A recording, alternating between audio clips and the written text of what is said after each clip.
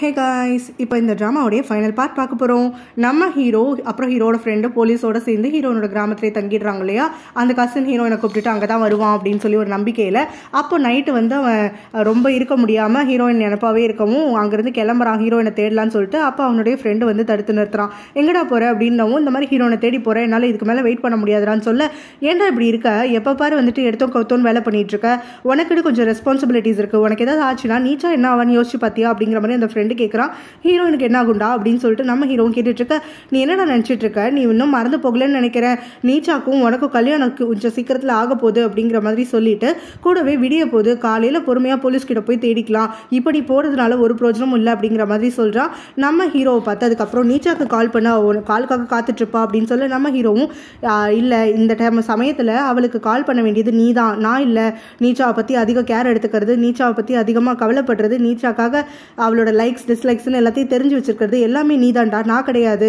எனக்கு ரொம்ப லேட்டாக தான் தெரிய வந்திருக்கு நீ உனக்கு அவள் மேலே இருக்கக்கூடிய ஃபீலிங், இந்த ஃபீலிங் எனக்கு முன்னாடியே தெரிஞ்சிருந்துச்சு அப்படின்னு சொன்னால் சத்தியமாக நான் வந்து உங்கள் ரெண்டு பேருக்கும் நடுவில் வந்திருக்க மாட்டேன், நம்ம 3 பேருமே இது மூலமாக அஃபெக்ட் ஆகாமல் இருந்திருப்போம், எப்படிடா எல்லா வழியையும் தாங்கிட்டு பொறுமையாக இருக்க அப்படின்னு உடனே, எனக்கு வழியெல்லாம் பெருசு கிடையாதுடா, நீச்சாவோட சந்தோஷம் தான் எனக்கு முக்கியம், நீச்சா ஒன்று சூஸ் பண்ணியிருக்கா, அதனால உன்னோட ஹாப்பியாக இருக்கணும், நீ அவளை ஹர்ட் பண்ணாமல் இருந்தாலே எனக்கு போதும்டா, எனக்கு பக்காவாக வந்து லைஃப்பில் வந்து வேறு எதுவும் தேவையில்லை அப்படிங்கிற மாதிரி சொல்கிறான். நீச்சா மூலமாக ஹீரோக்கு க்ளூ கொடுத்தபடியே இங்கே கசன் ஹீரோயினை அவளுடைய ஊருக்கு தான் கூட்டிகிட்டு வரான். ஸோ அங்கே வந்து கப்பல் மாதிரி நடந்துக்கணும்னு கண்ணை வச்சு அவளை மிரட்டிக்கிட்டே கூட்டிகிட்டு வரும்போது தான் அங்கே கிராஸ் பண்ணி போகக்கூடிய ஒரு லேடி வந்து பார்த்துட்டு இவங்க 2 பேரும் ஃபோட்டோ எடுக்கிறாங்க. அவங்க வேறு யாரும் இல்லை, ஹம்சாவுடைய ஒரு சப்ஸ்கிரைபர் தான். ஸோ ஹம்சா நாள் தான் லைவ் போயிட்டு ஹீரோயினை பற்றியும் கசனை பற்றியும் ஒரு இன்ஃபர்மேஷன் வந்து ஷேர் பண்ணியிருப்பாள், யாராவது தெரிஞ்சால் கொஞ்சம் க்ளூ கொடுங்க அப்படின்னு சொல்லிட்டு ஹெல்ப் கேட்டிருப்பாள்.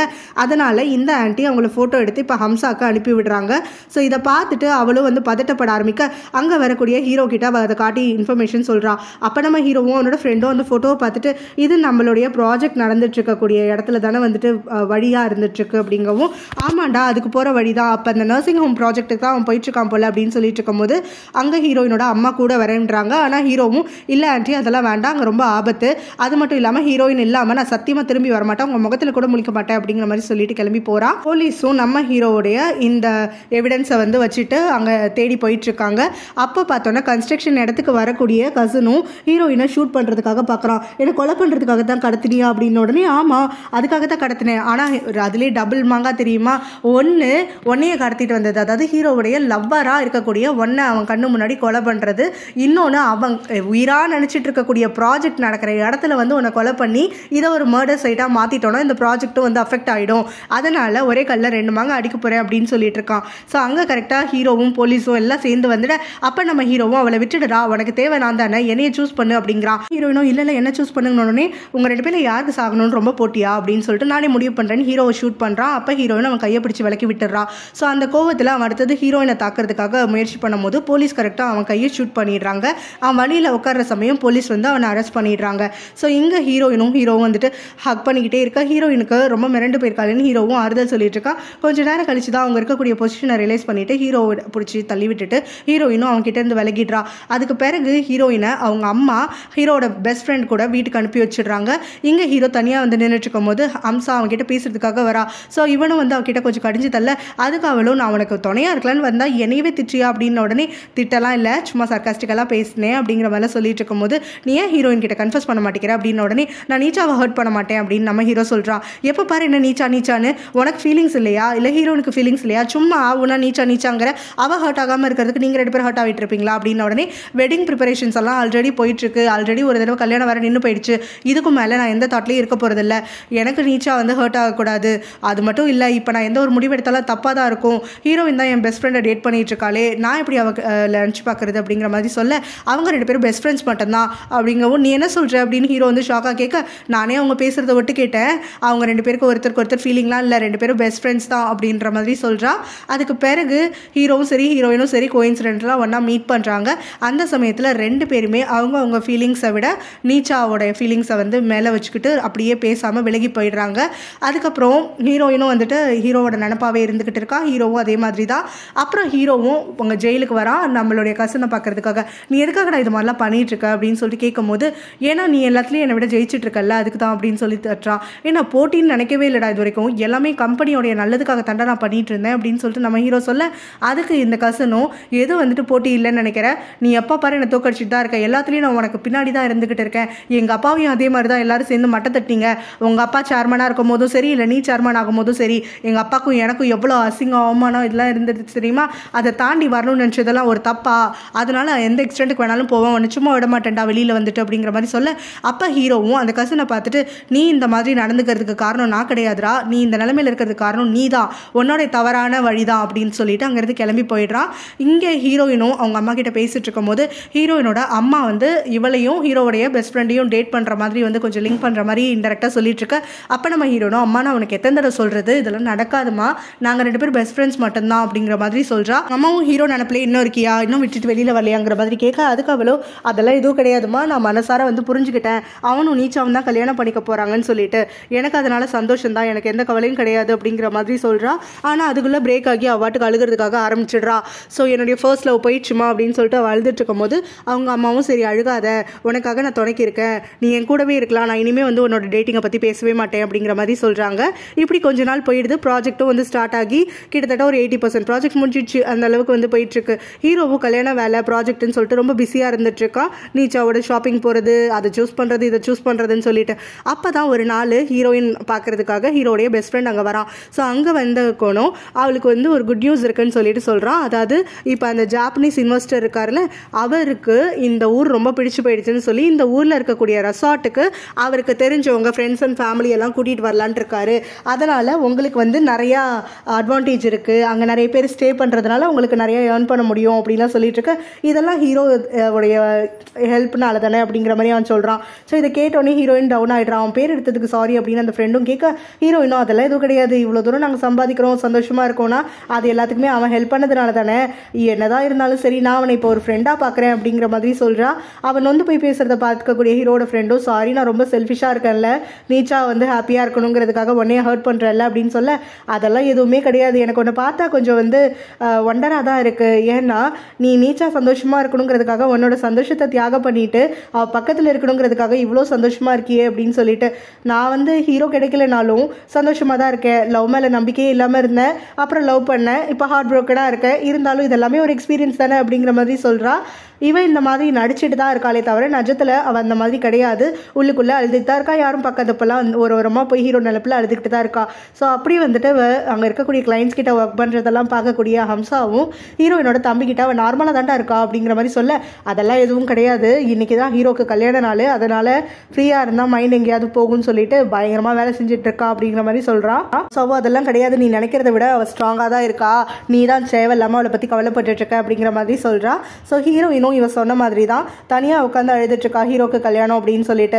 ஸோ இந்த மாதிரி அவள் அழுதுட்டுருக்க சமயம் தான் அவளோட தம்பி அங்கே வரான். ஸோ எதுக்காக இப்படி அழுதுட்டுருக்க அப்படின்னு சொல்லிட்டு அவன் கிண்டல் பண்ண ஆரம்பிக்கிறான். அவளோ வந்துட்டு அப்படியே அழுகையை கண்ட்ரோல் பண்ண ட்ரை பண்ண, அவள் தம்பியோ பரவாயில்ல இன்னைக்கு ஒரு நாள் அழுது முடிச்சிரு, நான் எதுவும் உன்கிட்ட சொல்ல மாட்டேன் அப்படிங்கிற மாதிரிலாம் சொல்லிட்டு இருக்க. நம்ம ஹீரோயினும் உடனே புலம்பிக்கிட்டே பயங்கரமாக வந்துட்டு அழுதுட்டுருக்கா. ஸோ இன்னைக்கு ஒரு நாள் எல்லாம் முடிஞ்சிடும்ல, அவனுக்கு கல்யாணம் முடிஞ்சிடுச்சு, அதுக்கப்புறமா நீயும் வந்துட்டு ரிலாக்ஸ் ஆகிடலாம், உன்னோட ஸ்டேட்லேருந்து வெளியில் வந்துடலாம் அப்படிங்கிற மாதிரி அவளுக்கு ஆறுதல் சொல்லிட்டு இருக்கான். அதுக்கப்புறம் 2 பேரும் அப்படியே கொஞ்சம் டீஸ் எல்லாம் பண்ணிக்கிட்டு சிரிச்சுக்கிட்டு வீட்டுக்கு வந்து சேர்றாங்க. அப்போ பார்த்தோன்னா ஹம்சா வந்து இவங்க எல்லாருக்கும் ஒரு ஷாக் கொடுக்குறா. அங்கே ஒரு துறவி மாதிரி ட்ரெஸ் பண்ணிக்கிட்டு மெடிடேட் பண்ணுற மாதிரிலாம் பண்ணிட்டு இருக்க. ஹீரோயின் இதை பற்றி கொஸ்டின் பண்ண, அதுக்கு ஹீரோயினோட அம்மாவும் அவள் சாமிக்கு சேவை பண்ண போறேன்னு சொல்லிட்டு உட்காந்துருக்காடி அப்படிங்கிற மாதிரி சொல்கிறாங்க. அப்போ ஹம்சாவும் அப்படியே தெய்வீக பருவ திருப்ப, அப்போ தான் ஹீரோயினும் இதெல்லாம் சாத்தியமே இல்லை, ஒன்றால் எப்படி இதுக்கு செட் ஆகும் அப்படிங்கிற மாதிரி சொல்ல, உடனே ஹம்சாவும் ஆமாம் கரெக்டு தான், நான் இவ்வளோ அழகாக இவ்வளோ சார்மிங்காக இருக்கேன், ஆனால் இதெல்லாம் நான் பண்ணித்தான் ஆகணும், எனக்கு நல்ல ஒரு மனசு இருக்கணும், என்னோட ஹார்ட் ஃபுல்லாக பியூராக ஆயிடுச்சு அப்படின்னா எனக்கு நினச்ச மாதிரி ஒரு பாய் ஃப்ரெண்ட் கிடைப்பான்ல அப்படின்னு அவள் பார்வையை வந்து அப்படியே ஹீரோயின் தம்பி பக்கம் திருப்ப அத்தனை பேரும் பயங்கரமாக ஷாக் ஆகிடுறாங்க. நம்ம ஹீரோயினுக்கும் அவங்க அம்மாவுக்கும் சிரிப்பை அடக்கவே முடியல. இவனா அவனுக்கு பாய் ஃப்ரெண்டாக வேணும் அப்படின்னு சொல்லிட்டு ஹீரோயின் சிரிச்சிட்டு இருக்க. அப்போ ஹீரோனோட அம்மாவும் அவங்க பையனை பார்த்து, ஏய் உன்னால் பண்ண முடியுமாடா, எப்பட்றா உனக்கு திறமை வந்துச்சு அப்படின்லாம் கிண்டல் பண்ணிட்டு இருக்க. அவனும் அங்கேருந்து அப்படியே ஷாக்கை மீறி ஓடிடுறான். உடனே ஹம்சாவும் இருடா எனக்கு பதில் சொல்லிட்டு போடான்ட்டு அங்கேருந்து சைக்கிளை ஓட்டிக்கிட்டே அங்கேருந்து கிளம்புறா. ஸோ இவனை துரத்துக்கிட்டே வந்து அவன் நிற்கவும், பதில் சொல்லாமல் எங்கே போகிற, நான் உன்னை லவ் பண்ணுறேன், என்னை கேர்ள் ஃப்ரெண்ட் அக்செப்ட் பண்ணிப்பியா அப்படின்னு சொல்லிட்டு கேட்குறா.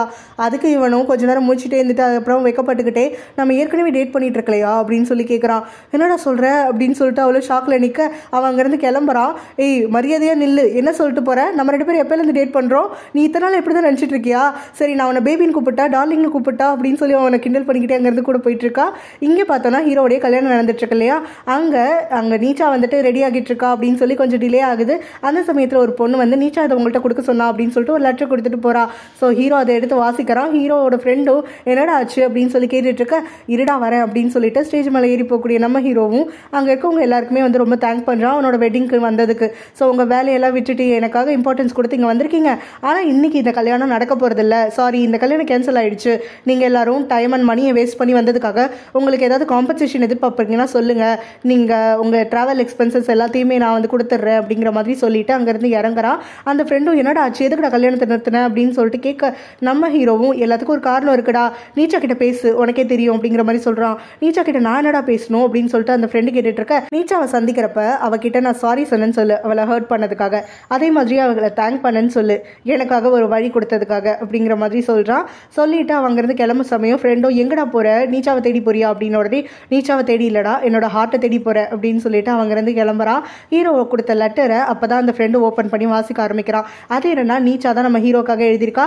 அதாவது நீயும் நானும் முன்னாடி வந்துட்டு ரொம்பவே லவ் பண்ணோம், ஒருத்தருக்கு ஒருத்தர் வந்துட்டு லவ்ல ரொம்ப மூழ்கி இருந்தோம், ஆனால் இப்போ அந்த லவ் நமக்குள்ளே இல்லை, நீயும் சரி நானும் சரி நம்ம அந்த லவ்லேருந்து விலகி வந்துட்டோம், மனசுலேயும் வேற ஒருத்தர் இருக்காங்க, என் மனசுலேயும் வேற ஒருத்தர் இருக்காங்க, இதுக்கும் மேலே நம்ம கல்யாணம் பண்ணிக்கிறது சரி கிடையாது, நான் என்னோட மனசை ஃபாலோ பண்ண போகிறேன், நீயும் அதை பண்ணு, ஆல் த பெஸ்ட், ஆனால் நம்ம 2 பேரும் எனக்குமே ஃப்ரெண்டாக இருப்போம், நான் உன்னை ஒரு ஃப்ரெண்டாக எனக்குமே நேசிப்பேன் அப்படின்னு சொல்லிட்டு அதில் எழுதியிருக்கா. நாள் காலையில் ஹம்சா வந்துட்டு ஓட்டமாக ஓடி மூச்சு வாங்க நம்ம ஹீரோயினை தேடி வந்து நிற்கிறா.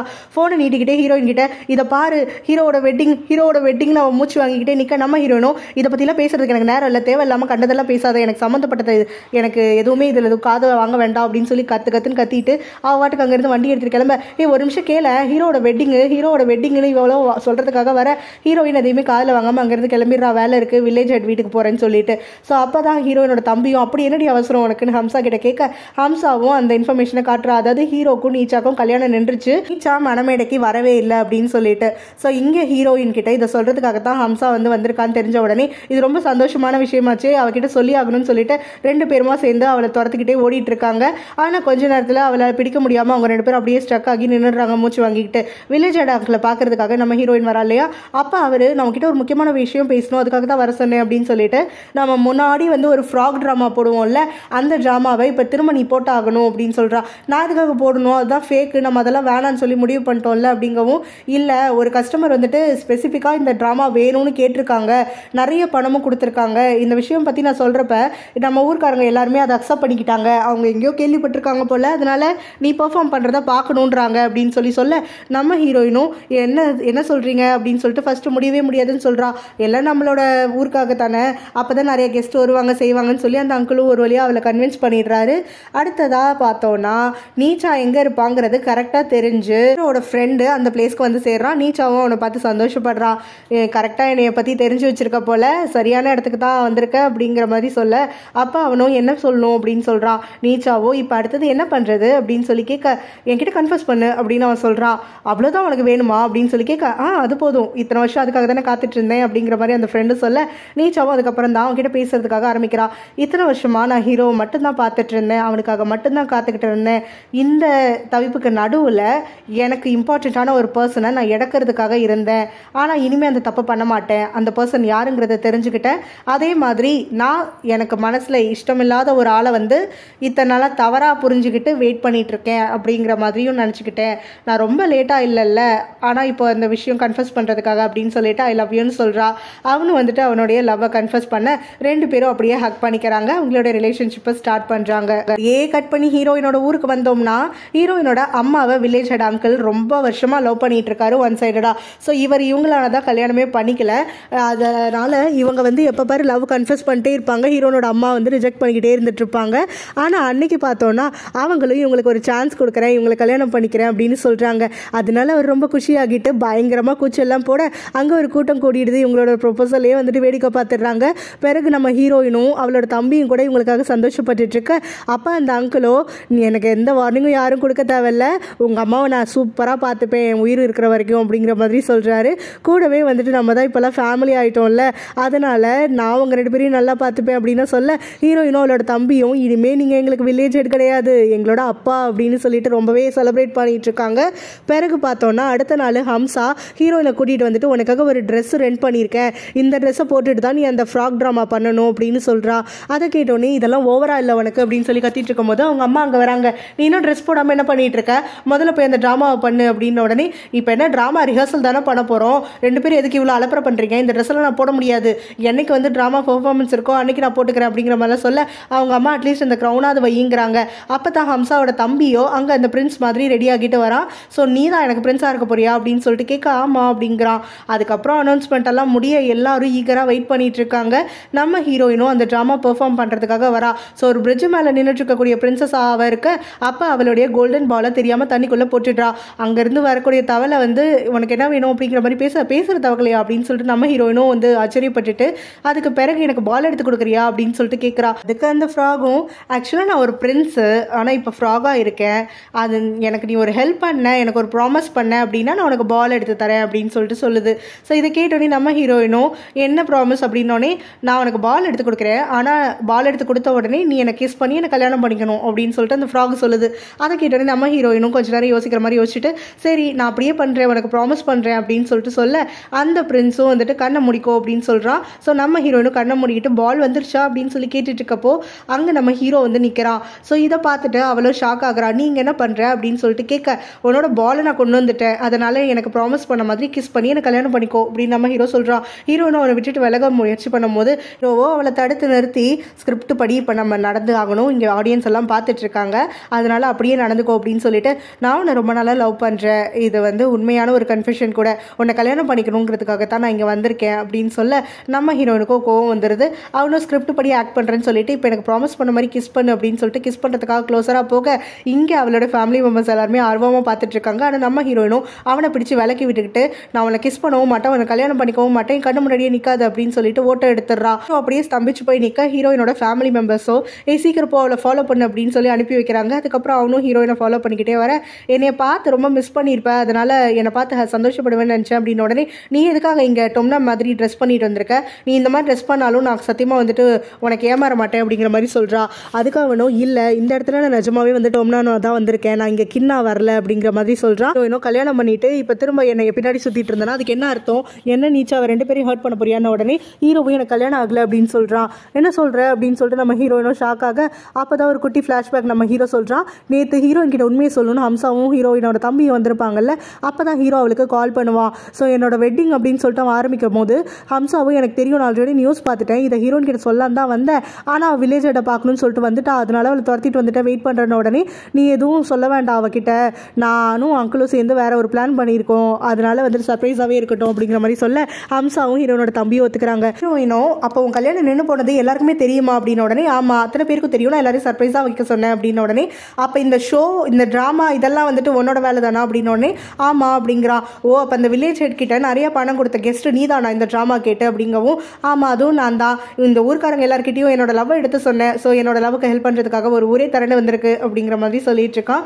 இதெல்லாம் உனக்கே ஓவரா இல்லையா, இதெல்லாம் வந்துட்டு நீ என்ன சொன்னாலும் சரி எதுவும் நடக்காது, எங்கள் அம்மாலாம் ஒத்துக்க மாட்டாங்க அப்படின்னு உடனே உங்கள் அம்மாவை தான் ஆல்ரெடி பேசி ஒத்துக்க வச்சுட்டேனே அப்படின்னு சொல்கிறான். அதுக்கு ஒரு ஃப்ளாஷ்பேக் போகிறான். அவங்க அம்மா ஃபஸ்ட்டு கோவப்படுறாங்க, அவனை அடிக்கிறாங்க, அதுக்கப்புறம் வந்துட்டு கொஞ்ச நேரத்துலேயே வந்து அவனை அக்செப்டும் பண்ணிக்கிறாங்க.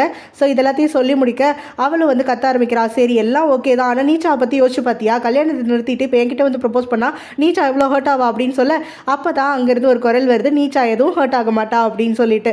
ஸோ நீச்சாவும் ஹீரோட பெஸ்ட் ஃப்ரெண்டும் அவங்க வந்துட்டு இருக்கா. ஹீரோனோட அம்மாவும் அதை பார்த்துட்டு இவதுக்கு இங்கே வந்தா திரும்ப வந்துட்டு என் பையனோட பாய் ஃப்ரெண்ட் எழுதிட்டு போயிடுவாளா அப்படின்னு சொல்லிட்டு பேசிட்டு இருக்காங்க.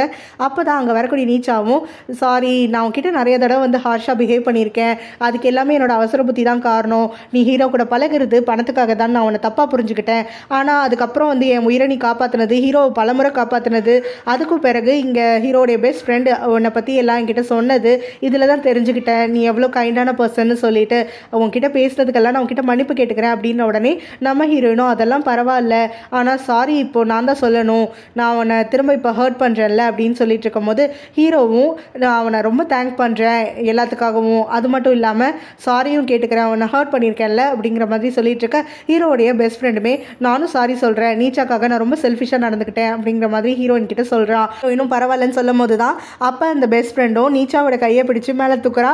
பாருங்க உங்களுக்கு தான் முதல்ல ஒரு இன்ஃபர்மேஷன் சொல்கிறேன் அப்படின்னு சொல்லிட்டு, அதாவது நீச்சாக்கும் அவனுக்கும் என்கேஜ்மெண்ட் ஆயிடுச்சுன்னு சொல்லி அவளோட ரிங்கை காட்டுறாங்க.